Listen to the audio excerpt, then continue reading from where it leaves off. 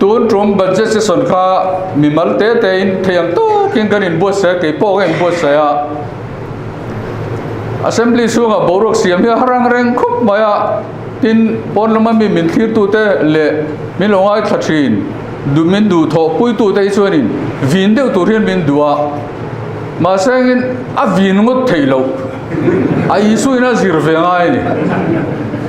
a tu te mo anga apok sa pai kha chu mi nui kan ti sa mai bai tu po in ve bok ania chu wangin vin hun kha chu om ve ni tin vin hun ka amai na lo chuak remote pon ni lo kha mi kan zona le channa te mo dis ka sona te mo minister te lo trong piala amo diklo de statement an pe mo chumi video var riaka anni te po kha anun vin ve de hingai nia om je nei lo ke ni kan vin va ka an non vin ve mang lo kha jan abam der ma ya mi pui nui zat kha kan lo ve theina chin kha aw mani chu wangin ai su kha vin tur chon apoi mo ve a han vin tir hi kan tum viau thina kai po hian a chang chuan akak lo cham chiang em mai thina huat tu rom tak ka ngai an huat si lo i chuan ti ngai na wang deuh mai nia healthcare chung chang ateng te po khanin puzoro makhanin in ti thei em khan ka baby ani atia speaker in lo chu pu yang zia zai ka chom len ani lo tia chuang takin ka baby ani ti in soya a om pom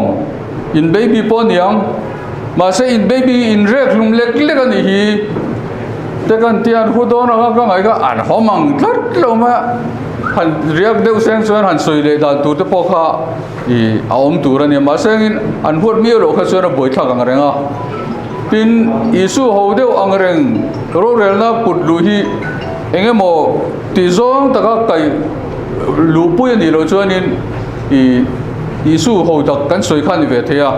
Kamrula chung chang po hi talk of the town ani omna hura pia Kamrula kan ti abu majumdar kan ti ma se assembly house han soi em tur ka chuanin akong ka zon ve de nga ya Kamrula ka tin nge kan lamang tin nge kan ai su hi kan da luang ti kha ngai tu nga ya ve na ama in puzoram ta chief press conference alo ko ta hlawa Kamrula na mu treu Kamrula lo po in na mu treu Kamrula hi kan du sakbi kan dilo kan du sakalo bi pon dilo ati chang soi khan kan lam ritra la ngai no man ti vak ro tien mela chon da lang ani sumin hu dewa abu zambazum dara kan lam le phei ka chuanin anon riak deu clear clear ani in ha hol deu ni mo kan tia a holu du khatiang lam ri ngai lo khatiang an tia amaro chu Indu tak in China ni in swearing he sarkar din na swearing in ceremony apo khol zaom khol tha in sombi ka atela ni kan wati kha chon andang le viawani khatiang khan ai su te kha akhal lu dan kha om vea ti lo chuan in boi thak chin kha om ve ni engpon ni se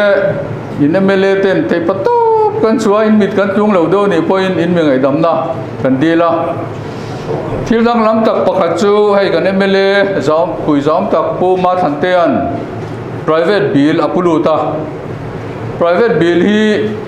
Mizoram legislature assembly adin kum somma chung hian pathum chi alalutani bill lu der rang sarkar atang vekin ania alut tam tur ponia amaro chu mi mal point put lu thei thawania tuna ka private driver te ham thatna bill apuluta chu thil chin chiatlak takania mitai male min zirmi tan lo chuan mi that sia tan chuan ke ni ang tan te chuan ti mai chi poni lo amaro chu private member bill aron puluta private resolution pakhat ma te kap lo in bill a kan tlingtla min pass pui chuang lawa amaro chu member local content party fruit local content assembly a private bill putlu hi an bai lo thil har sa tangani chu tiang chu kan member jinga pakhatina fulfill ani ti kha sheila hei hi thil danglam le thil thingzen lo ani ti te po retaila pathian in remati chuan September tha vela kan assembly session om lenga assembly session le session in kara hian tharuk ay tamatla ka phal lawa constitution in tharuk aya raidon chuanin he sarkari tlan ni mai chop chirin chu wain tharukat lin main session khan ko lenga ni diam oni thum chu ngamo chung chu kan nei lenga na kuma budget session te kan nei lenga chung à chuan in mi in advice anga mi in fuanga chung chu kan soi ve ni chu kalome